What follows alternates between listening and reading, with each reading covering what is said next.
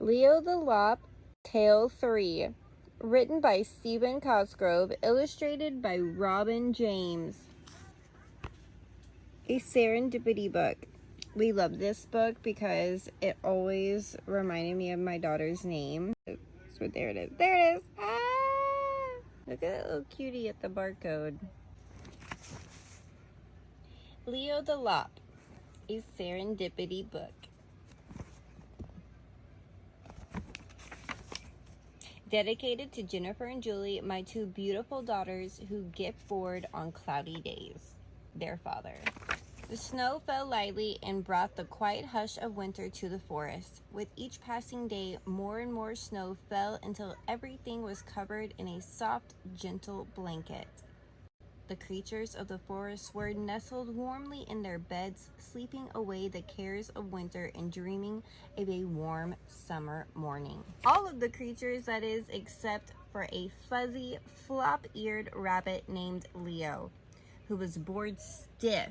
It wasn't that Leo was always bored, but with the coming of winter, he had to stay indoors more and more because it was cold and wet outside.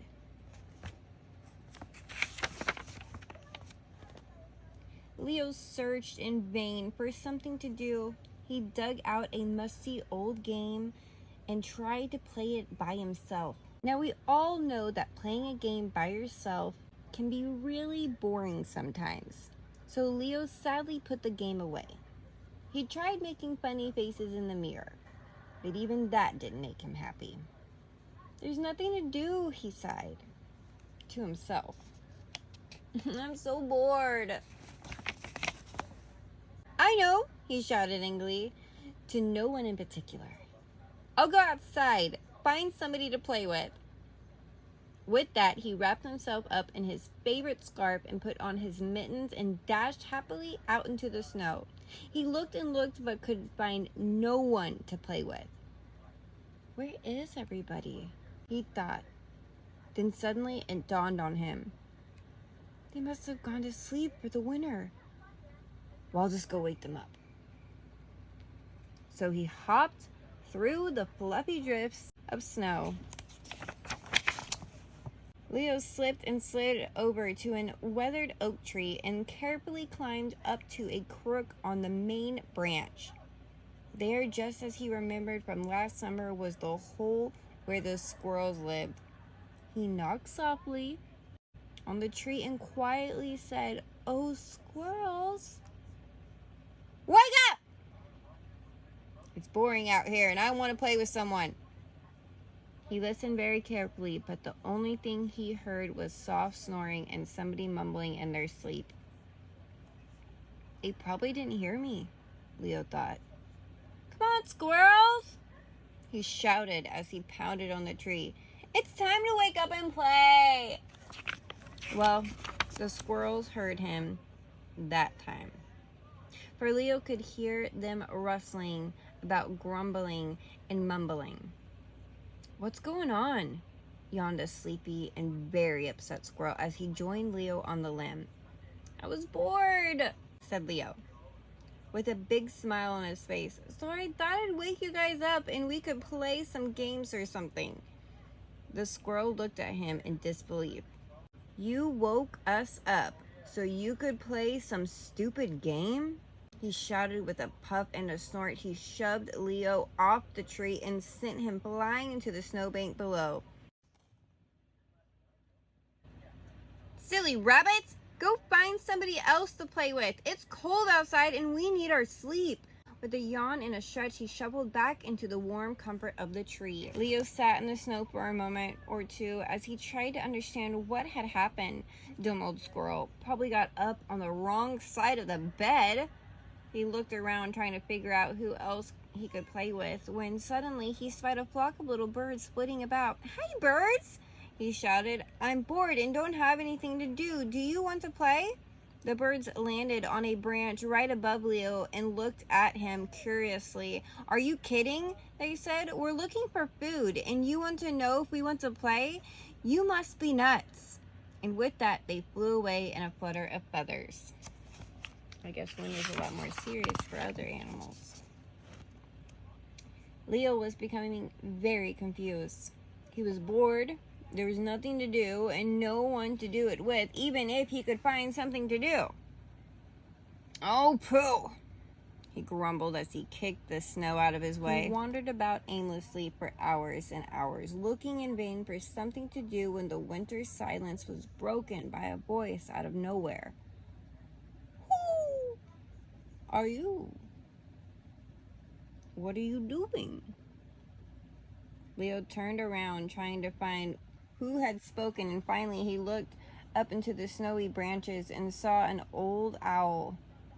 "My name is Leo," he sighed, "and I was so bored staying in my den that I thought I would wake somebody up to play with me. The squirrels were too tired and the birds were too busy, and I'm bored stiff."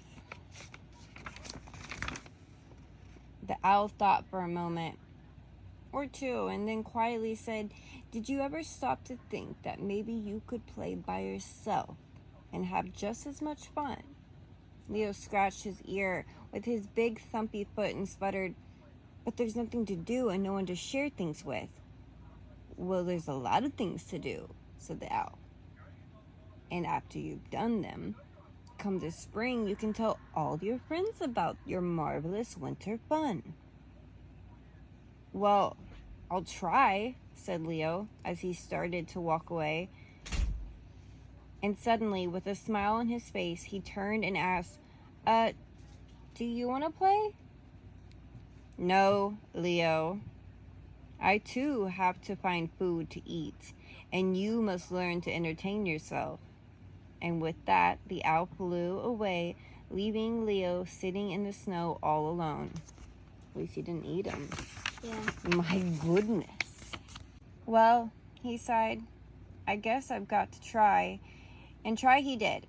He walked all over the forest looking for something to do, but there didn't seem to be anything there. He walked up the hills through the heavy snow, searching and searching. "I'm getting tired of hopping through the snow. Maybe I'll just slide down the hill and just go home." He sat back on his big feet and slid quickly down the hill.